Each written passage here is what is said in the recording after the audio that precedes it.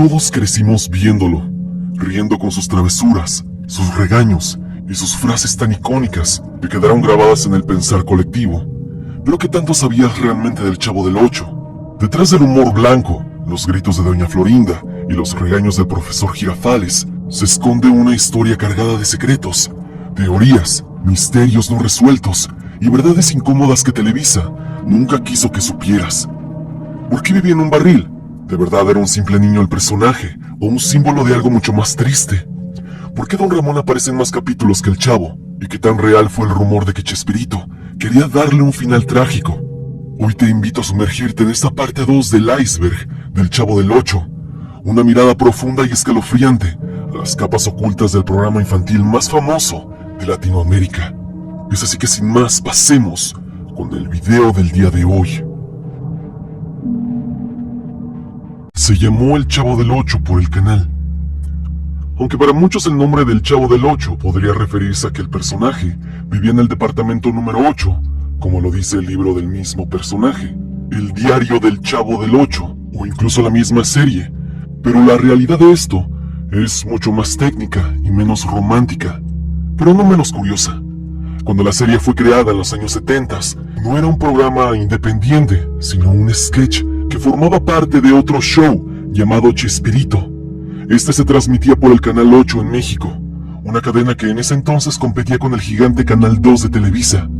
Por eso, al niño sin nombre que protagonizaba la historia se le bautizó como el Chavo del Ocho, haciendo referencia directa a la señal que lo emitía. Con el tiempo, el Canal 8 fue absorbido por Televisa y el programa se mudó al Canal 2, que tenía mayor cobertura nacional. A pesar del cambio, el nombre del personaje se mantuvo sin alteración y la audiencia asumió que el número 8 tenía que ver con su supuesto lugar de residencia. Incluso se llegó a adaptar esa idea dentro del universo de la vecindad, aunque nunca se muestra explícitamente que vivía en un departamento, ya que siempre está metido en su barril. Chespirito jugó con ese doble sentido de forma deliberada, alimentando el misterio, y lo más curioso es que el verdadero nombre del Chavo jamás se reveló, como si el 8 fuera su única identidad oficial. Así, algo tan simple como el nombre del canal terminó convirtiéndose en parte del mito de uno de los personajes más icónicos de la televisión latinoamericana.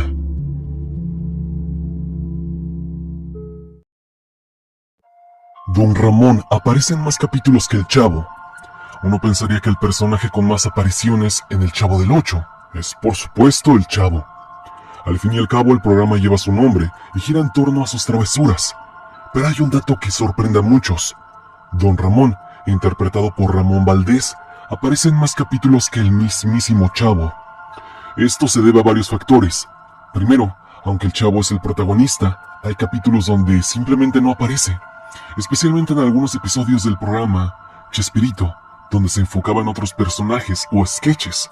En cambio, Don Ramón era una constante, y su papel, como papá de la Chilindrina, vecino enojón y eterno deudor de la renta, lo hacía indispensable en la mayoría de sus tramas. También, durante los años más activos del show, Don Ramón era la ancla cómica entre el Chavo, Kiko y Doña Florinda. Su capacidad para improvisar, su timing perfecto y su carisma natural lo volvieron esencial. A pesar de que abandonó el programa en 1979 cuando estuvo presente, rara vez faltaba. Este dato rompe un poco la percepción clásica del show, pero también demuestra algo. El verdadero corazón de la vecindad para muchos era Don Ramón, y al parecer lo era. Un personaje humano, imperfecto, pero entrañable, que logró ganarse más pantalla que el niño del barril. Rubén Aguirre falleció molesto con Televisa. Rubén Aguirre, el querido profesor Girafales, uno de los personajes más icónicos y entrañables del Chavo del Ocho, falleció en 2016, dejando un legado imborrable, pero también un sabor amargo. Durante años, Aguirre expresó públicamente su molestia con Televisa, la empresa Televisa que produjo y transmitió el programa, por el trato que recibió en cuanto a las regalías. Aguirre alegaba que pese a su enorme aporte al éxito del show, nunca recibió regalías proporcionales por las múltiples repeticiones del programa, ni por la venta internacional de la serie. En entrevistas, comentó que los contratos que firmaron con la empresa en los años 70 y 80 eran desfavorables para los actores, quienes percibían un salario fijo, pero sin beneficios sobre la explotación comercial posterior. Esta situación no era exclusiva de Rubén Aguirre.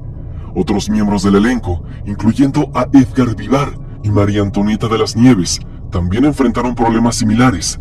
Para muchos, el éxito global del Chavo del Ocho no se tradujo en una compensación justa para quienes pusieron el rostro y la voz a sus personajes. El profesor Girafales fue un símbolo de autoridad y respeto en la vecindad, pero en la vida real vivió una lucha silenciosa por el reconocimiento económico que sentía merecer.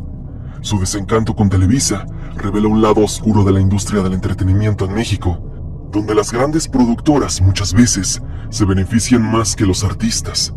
Y es que, lamentablemente, así ha sido. En muchas ocasiones, por no decir todas, las televisoras y productoras se llevan gran parte del pastel. A pesar de su molestia, Aguirre siempre mostró cariño por sus compañeros y por el público que lo recordó con cariño, dejando un legado imborrable, tanto dentro como fuera de la pantalla.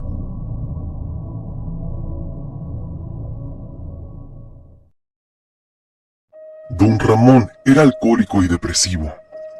Don Ramón es uno de los personajes más queridos, ya lo dijimos, por su carisma y su humor único que conquistó a millones de televidentes.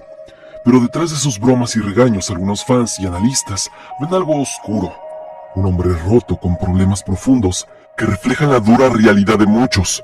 Se dice que Don Ramón representa a un hombre alcohólico y depresivo, una figura que carga con el peso del abandono, el desempleo y la soledad. En varios episodios se muestra cómo el personaje enfrenta constantes dificultades económicas y emocionales, siendo un eterno deudor de la renta, perseguido por el señor Barriga, pero además hay momentos donde su tristeza y frustración parecen asomarse bajo la superficie cómica. Algunos fans han interpretado que su relación conflictiva con Doña Florinda y la Chilindrina es reflejo de un hombre que ha sido abandonado por su esposa, quedando a cargo de su hija, que le intenta criar en medio del caos.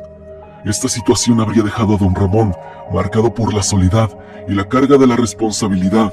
La idea de que Don Ramón sufre problemas mentales como depresión y lucha contra el alcoholismo se apoya en estos detalles que, aunque sutiles, dan profundidad al personaje. Sus constantes "no hay trabajo", la renta y sus momentos donde no tiene ganas de hacer nada son vistos como señales de un hombre límite y depresivo. Esta interpretación le añade un tono más humano y trágico al personaje y ayuda a explicar por qué tanta gente lo siente cercano. Es muy real, muy humano, porque representa a los que luchan y sufren en silencio, pero siguen enfrentando la vida con humor y dignidad, aunque estén rotos por dentro. El barril, como símbolo de pobreza extrema e ignorancia hacia los niños en situación de calle. Uno de los elementos más icónicos del Chavo del Ocho es sin duda el barril donde vive supuestamente el Chavo. A simple vista parece solo un escondite cómico y original, pero para muchos analistas y críticos sociales, el barril representa algo mucho más profundo: la pobreza extrema y la invisibilización de los niños en situación de calle. El barril no es un simple refugio, sino un símbolo poderoso. Refleja cómo en las grandes ciudades miles de niños viven en condiciones precarias y sin un hogar ni protección, muchas veces olvidados o ignorados por la sociedad. En ese espacio reducido y vulnerable, el Chavo encarna a esos niños marginados, sin acceso a oportunidades ni un entorno seguro. Además, el hecho de que el barril esté justo en medio de la vecindad, un lugar lleno de vida y de convivencia, pero que nadie realmente ve al niño dentro, refleja cómo la pobreza y la exclusión social están presentes pero son pasadas por alto por quienes tienen mejores condiciones de vida. Esta interpretación le da un tono más serio y crítico a un programa que, aunque sea un clásico de la comedia, también muestra las duras realidades sociales mexicanas bajo una capa de humor.